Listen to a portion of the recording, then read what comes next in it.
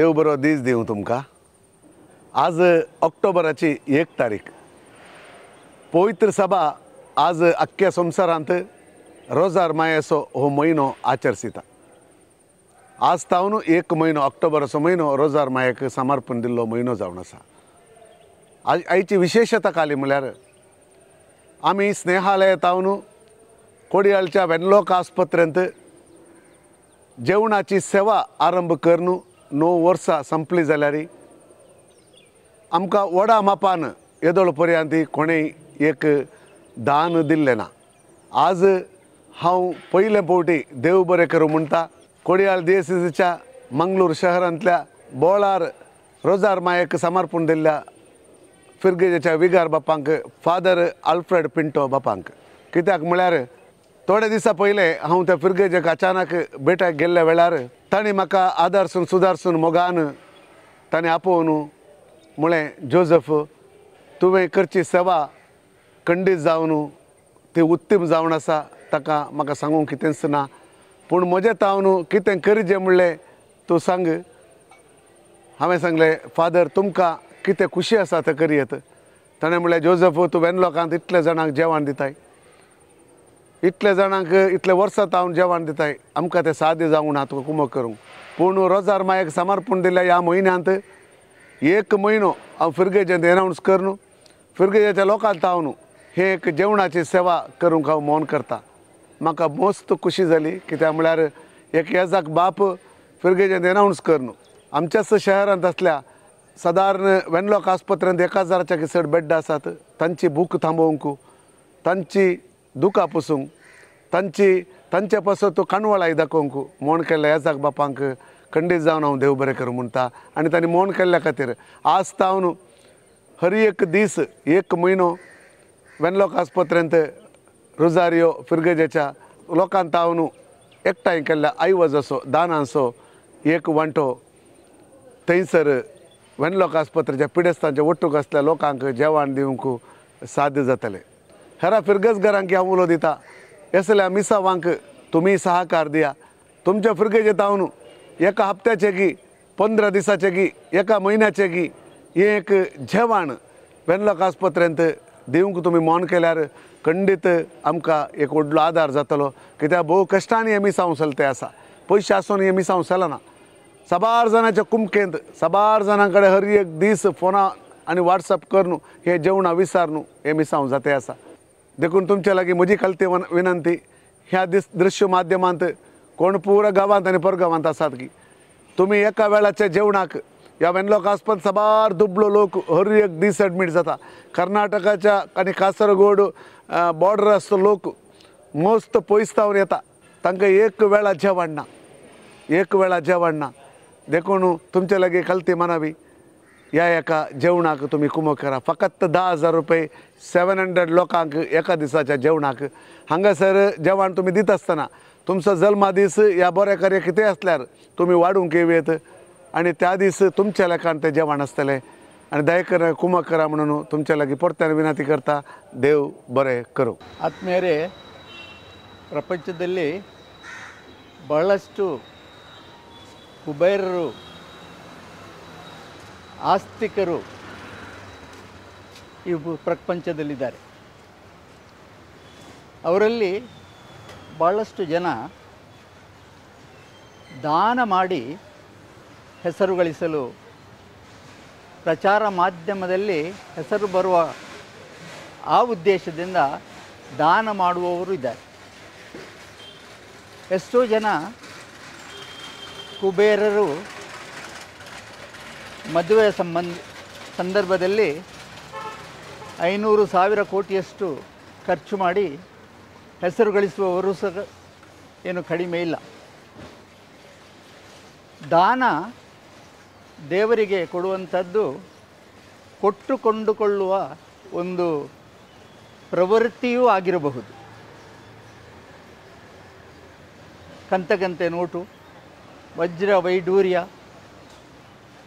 ಬುಟ್ಟಿ ಬುಟ್ಟಿ ಹೂಗಳನ್ನು ಅರ್ಪಿಸಿ ದೇವರನ್ನು ಸಂಪ್ರೀತಿಗೊಳಿಸಲು ಆಶಿಸುವವರು, ಇಚ್ಛಿಸುವವರು ಅವರು ದೇವರಿಂದ ಏನಾದರೂ ಪಡೆದುಕೊಳ್ಳಬೇಕಾದ ಬಹುದಾದ ಒಂದು ಆಶೆಯನ್ನಿಟ್ಟುಕೊಂಡು ಅದನ್ನು ಮಾಡ್ತಾ ಇರಬಹುದು. ಆದರೆ ದೇವರು ದಾನವನ್ನು ಬಯಸುವುದಿಲ್ಲ.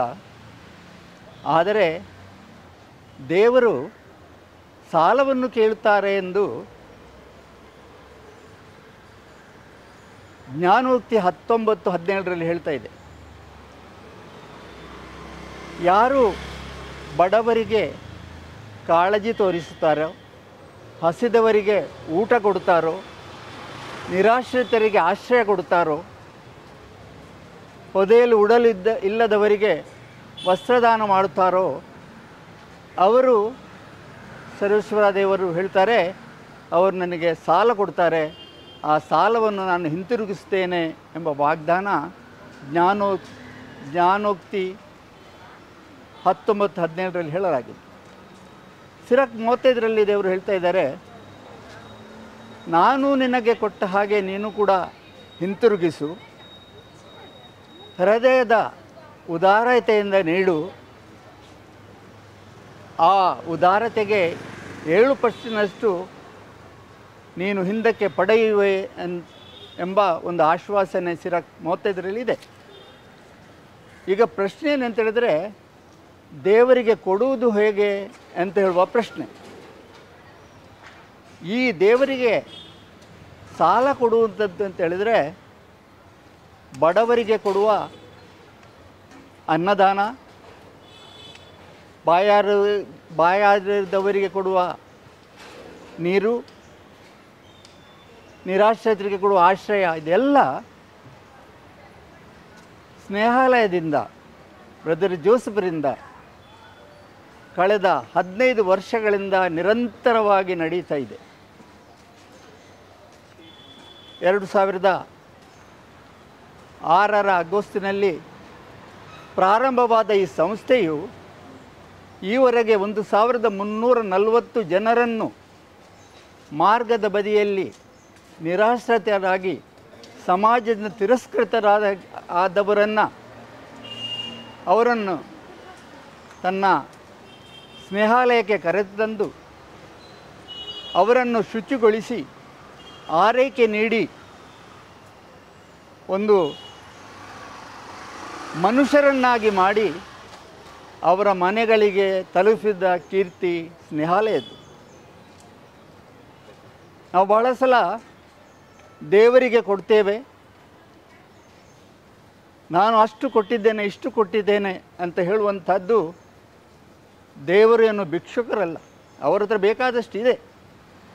ಆದರೆ ದೇವರು ಸಾಲ ಕೇಳುವುದು ಏನಂತ ಹೇಳಿದರೆ, ಮತ್ತಾಯ 25 ಅಲ್ಲಿ ಬರೆದಿದೆ, ನಮ್ಮ ಮೋಕ್ಷವು ಪೂಜ್ಯ ಪುರಸ್ಕಾರದಲ್ಲಿ ಸೀಮಿತವಾಗಿಲ್ಲ.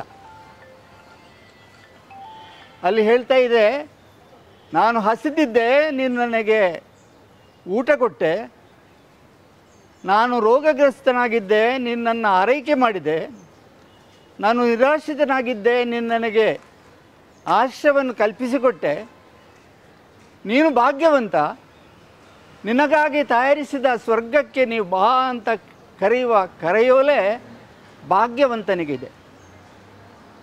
ಜೋಸೆಫ್ ಸ್ನೇಹಾಲಯದ ನಿರ್ದೇಶಕರು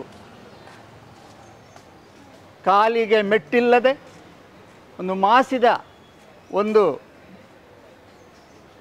ನಿಲುವಂಗಿಯನ್ನು ತೊಟ್ಟುಕೊಂಡು ಅವರ ಅಂತರ್ದೃಷ್ಟಿಯಲ್ಲಿ ದೇವರನ್ನು ಕಾಣ್ತಾ, ಬಾಹ್ಯ ದೃಷ್ಟಿಯಲ್ಲಿ ಈ ಸಮಾಜದಲ್ಲಿ ತುಳಿಯಲ್ಪಟ್ಟವರು, ಕುಟುಂಬದಿಂದ ಹೊರಹಾಕಿದ್ದವರು, ಅಂಗವಿಕಲರು, ಮನೋಸ್ವಾಸ್ಥ್ಯ ಇಲ್ಲದವರು, ಇಂಥವರನ್ನು ತನ್ನ ಆಶ್ರಮಕ್ಕೆ ಕೊಂಡು ಹೋಗಿ ಅವರನ್ನು ಗುಣಮುಖರಾಗಿ ಅವರ ಮನೆಗಳಿಗೆ ತಲಿಸುವುದ ಮಹತ್ ಏನು ಕಾರ್ಯ ಇದೆ, ಇದು ದೇವರಿಗೆ ಕೊಡುವ ಸಾಲ.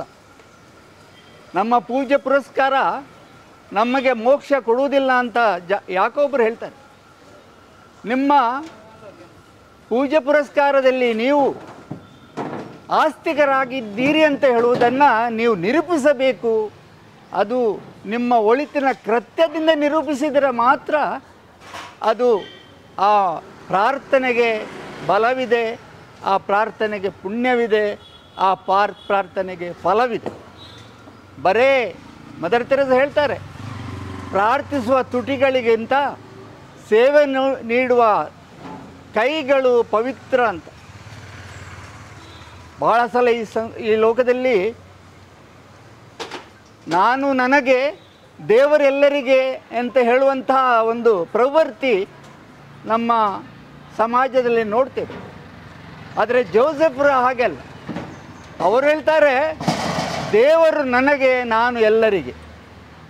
ಈ ಪ್ರವೃತ್ತಿಯಿಂದಾಗಿಯೇ ಈವರೆಗೆ ಈ ಸಂಸ್ಥೆ ನಡೆದುಕೊಂಡು ಬಂದಿದೆ. ಒಬ್ಬ ರಿಕ್ಷಾ ಚಾಲಕನಾಗಿ ಏನು ದೊಡ್ಡ ಸನದು ಇಲ್ಲದೆ ಬರೇ ಬಡ ಕುಟುಂಬದಲ್ಲಿ ಹುಟ್ಟಿದ, ಏನು ಹೆಚ್ಚಿನ ವಿದ್ಯಾಭ್ಯಾಸ ಇಲ್ಲದ ಈ ಒಂದು ವ್ಯಕ್ತಿ ನಮ್ಮ ದಕ್ಷಿಣ ಭಾರತದಲ್ಲಿ ಇಂತಹ ಒಂದು ವಿಶೇಷವಾದ ಕಾರ್ಯವನ್ನು ನಡೆಸಿದ್ದಾರೆ ಅಂತ ಹೇಳಿದರೆ ಅದು ಅವರ ಶಕ್ತಿಯಲ್ಲ, ಅವರೊಂದಿಗೆ ಜೀವಿಸುವ ಪ್ರಭು ಯೇಸುವಿನ ಶಕ್ತಿ ಅವರನ್ನು ನಡೆಸ್ತಿದೆ.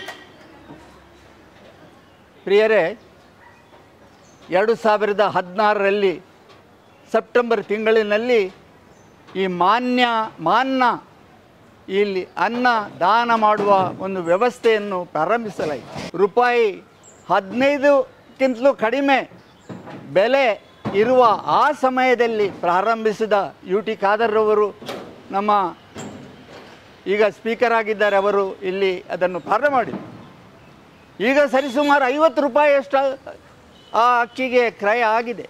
ಆದರೂ ಕೂಡ ಒಳ್ಳೆಯ ಕೆಂಪು ಅಕ್ಕಿಯನ್ನು ಅವರು ಉಪಯೋಗ ಮಾಡಿ ಇಲ್ಲಿ ಅವರ ಮಂಜೇಶ್ವರದಲ್ಲಿ ಅವರ ಆಶ್ರಮದಲ್ಲಿ ತಯಾರು ಮಾಡಿ ಇಲ್ಲಿ ಕೊಡ್ತಾ ಇದ್ದಾರೆ. 700 ಜನರಿಗೆ ಇಲ್ಲಿ, 200 ಜನರಿಗೆ ಕಾಸರಗೋಡಿನಲ್ಲಿ ಕೊಡ್ತಾಯಿದ್ರು. ಆದರೆ ಇತ್ತೀಚೆಗೆ ಕಾಸರಗೋಡಿನಲ್ಲಿ ಅವರು ಬೇಡ, ಇನ್ನೊವರು ಯಾರ ಕೊಡ್ತಾರಂತ ಹೇಳಿದ ನಂತರ 700ರಷ್ಟು ಕಳೆದ ಈಗ 10ನೇ ವರ್ಷಕ್ಕೆ ಕಾಲಿಡ್ತಾ ಇದೆ. ನಾನು ಕೇಳ್ತೇನೆ ಇಷ್ಟೇ, ಆಸ್ತಿವಂತರು, ಘನವಂತರು, ಕುಬೇರರು ಅವರಿಗಿಂತ ಬಹಳ ದೊಡ್ಡ ಕುಬೇರರು, ಆಸ್ತಿವಂತರು, ಧನವಂತರು ಜೋಸೆಫ್ ಆಗಿದ್ದಾರೆ. ದುಡ್ಡಿನಲ್ಲಿ ಅಲ್ಲ, ಹೃದಯದಲ್ಲಿ.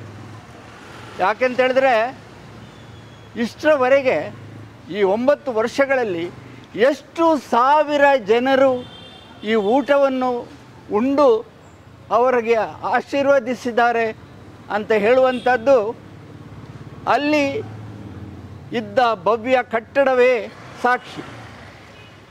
ಸಾಧಾರಣ 85ರಷ್ಟು ಮನೋಸ್ವಾಸ್ಥ್ಯ ಇಲ್ಲದ ಸ್ತ್ರೀಯರು ಬೀಗದ ಒಳಗೆ ಅಲ್ಲಿದ್ದಾರೆ.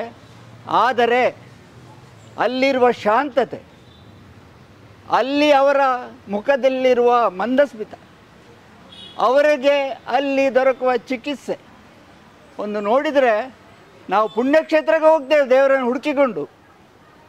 ಆ ಪುಣ್ಯಕ್ಷೇತ್ರದಲ್ಲಿ ಹೋದಲ್ಲಿ ದೇವರು ನಮಗೆ ಸಿಕ್ಕಿದಾರಾ ಇಲ್ಲವಾ ಅಂತ ಹೇಳುವಂಥದ್ದು ಖಾತ್ರಿ ಇಲ್ಲ. ಆದರೆ ಸ್ನೇಹಾಲಯದ ಪುಣ್ಯಕ್ಷೇತ್ರದಲ್ಲಿ ಭೇಟಿ ಕೊಟ್ಟರೆ ಅಲ್ಲಿ ದೇವರ ಸಾನ್ನಿಧ್ಯತೆ ಇದೆ ಅಂತ ಹೇಳುವಂಥದ್ದೇ ಅಲ್ಲಿಯ ಒಂದು ಶಾಂತತೆ, ಅಲ್ಲಿಯ ಒಂದು ಶುಭ್ರತೆ, ಅಲ್ಲಿಯ ಒಂದು ವ್ಯವಸ್ಥೆ ನಮಗೆ ಸಾಕ್ಷಿಯಾಗ್ತದೆ. ಮಲ್ಲಿಗೆ ಹೂವಿನ ರಾಣಿ, ಸುಮಧುರ ಮಲ್ಲಿಗೆ ಎಲ್ಲರನ್ನು ಆಕರ್ಷಿಸುತ್ತದೆ. ಆದರೆ ಮಲ್ಲಿಗೆ ಸ್ತ್ರೀ ಮುಡಿಯಬೇಕಾದರೆ, ದೇವರ ಪಾದಕ್ಕೆ ಅರ್ಪಣೆ ಆಗಬೇಕಾದ್ರೆ ಅದನ್ನು ಬಾಳೆ ಗಿಡದ ದಾರದಿಂದ ಕಟ್ಟಬೇಕಾಗ್ತದೆ. ಕಟ್ಟಿದ ಆ ಹೂ ದೇವರ ಪಾದಕ್ಕೆ ಸಮರ್ಪಣೆ ಆದಾಗ ಅಥವಾ ಸ್ತ್ರೀಯ ಮುಡಿಗೆ ಹೋದಾಗ ಆ ಹೂವಿನೊಂದಿಗೆ ಆ ದಾರವೂ ಹೋಗ್ತದೆ. ಅಂತೆಯೇ ಈ ಸುಮಧುರ ಈ ಸ್ನೇಹಾಲಯದ ಈ ವ್ಯವಸ್ಥೆಯಲ್ಲಿ ಅನ್ನದಾನದಲ್ಲಿ ನಮ್ಮ ರುಜಾರಿಯೋ ಕೆಥೆಡ್ರಲ್ ಚರ್ಚಿನಿಂದ 1 ತಿಂಗಳು ಈ ಊಟದ ವ್ಯವಸ್ಥೆಯನ್ನು ನಾವು ಹಮ್ಮಿಕೊಂಡಿದ್ದೇವೆ. ಸ್ನೇಹಾಲಯದ ಆ ಸುಮಧುರ ಮಲ್ಲಿಗೆಯೊಂದಿಗೆ ನಮ್ಮ ಒಂದು ದಾರವೂ ಕೂಡ ಅದರಿಗೆ ಸೇರುವಾಗ ಅದು ಕೂಡ ಭಗವಂತನ ಪಾದಕ್ಕೆ ಅಥವಾ ಸ್ತ್ರೀಯ ಮುಡಿಗೆ ಸೇರುವ ಹಾಗೆ ಈ ಸ್ನೇಹಾಲಯದ ಈ ವ್ಯವಸ್ಥೆಯಲ್ಲಿ ರುಜೇರಿಯೋ ಧರ್ಮ ಪ್ರಾಂತದಿಂದ ಮರಿಯ ಮಾತೆಯ ದೇವಮಂದಿರದಿಂದ ನಾವು ನಿಮಗೆ ಊಟವನ್ನು ಕೊಡಲು ಇಲ್ಲಿ ಬಂದಿದ್ದೇವೆ. ನಾನು ಹೇಳೋದಿಷ್ಟೇ, ಇದು ದೇವರ ಕೆಲಸ. ಜೋಸೆಫ್ ಏನಲ್ಲ, ವಿದ್ಯಾಭ್ಯಾಸ ತುಂಬ ಇಲ್ಲ, ಆಸ್ತಿವಂತರಲ್ಲ, ಮಾಳಿಗೆಯ ಮನೆ ಇಲ್ಲ, ಅವರ ಮಡದಿ ಒಂದು ಶಾಲೆಯ ಶಿಕ್ಷಕಿ, ಇಬ್ಬರು ಮಕ್ಕಳ ತಂದೆ. ಆದರೆ ಅವರ ಆ ಹೃದಯದ ತುಡಿತ, ಸಮಾಜಕ್ಕಾಗಿ ಏನಾದರೂ ಮಾಡಬೇಕಂತ ಹೇಳುವ ಹಂಬಲ ಅವರನ್ನು ಎಷ್ಟು ಎತ್ತರಕ್ಕೆ ಏರಿಸಿದೆ ಅಂತ ಹೇಳಿದರೆ, ದೇವರ ಸಾನ್ನಿಧ್ಯವೇ ಆ ಸ್ನೇಹಾಲಯಕ್ಕೆ ಇಳಿದು ಬಂದ ಹಾಗೆ ನಮಗೆ ಕಾಣ್ತಾ ಇದೆ. ಡ್ರಗ್ ಎಡಿಕ್ಟ್ಸ್, ಮಾದಕ ವ್ಯಸನಿಗಳಿಗೆ ಅವರನ್ನು ಪುನಶ್ಚೇತನಗೊಳಿಸುವಂಥ ಒಂದು ವ್ಯವಸ್ಥೆಯ ಬಹಳ ದೊಡ್ಡ, ಸಾಧಾರಣ 5 ಕೋಟಿಗೂ ಮಿಕ್ಕಿದ ಒಂದು ಭವ್ಯ 3 ಅಂತಸ್ತಿನ ಕಟ್ಟಡ ನಾಳೆ ಉದ್ಘಾಟನೆ ಆಗಲಿ. ಅದರ ತಯಾರಿ ನಡೀತಾ ಇದೆ. ಇಲ್ಲದ್ರೆ ಅವರು ಇವತ್ತು ಇಲ್ಲಿ ಬರ್ತಿದ್ದರು. ನಾನು ಕೇಳಿದಿಷ್ಟೇ, ಇದೆಲ್ಲ ದೇವರ ಕೆಲಸ. ನಿಮ್ಮೆಲ್ಲರಿಗೂ ನಾನು ಶುಭ ಹಾರೈಸುವಾಗ ನಿಮ್ಮ ಆಶೀರ್ವಾದ, ನಿಮ್ಮ ಪ್ರಾರ್ಥನೆ ಜೋಸೆಫ್ ಹಾಗೂ ಸ್ನೇಹಾಲಯಕ್ಕೆ ಇರಲಿ. ನೀವು ಎಲ್ಲಿಯಾದರೂ ಪುಣ್ಯಕ್ಷೇತ್ರಕ್ಕೆ ಹೋಗುವ ಒಂದು ಹಂಬಲವನ್ನು ಇಟ್ಟುಕೊಂಡಿದ್ದರೆ ಆ ಪುಣ್ಯಕ್ಷೇತ್ರವು ಸ್ನೇಹಾಲಯವಾಗಲಿ ಎಂಬ ಹಾರೈಕೆಯೊಂದಿಗೆ ನನ್ನ ಇದು ಮಾತನ್ನು ಮುಗಿಸ್ತೇನೆ. ನಿಮಗೆಲ್ಲರಿಗೂ ಧನ್ಯವಾದಗಳು.